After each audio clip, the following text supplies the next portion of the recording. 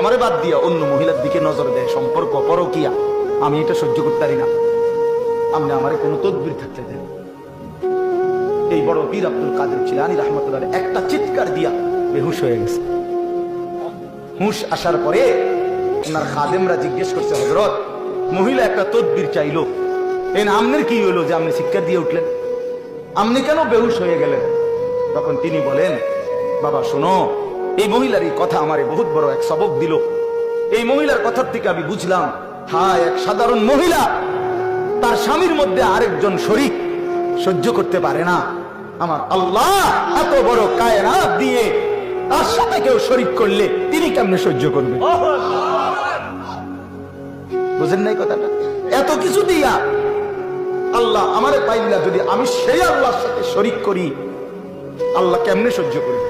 আমি বেডির কথা থেকে এটা বুঝছি।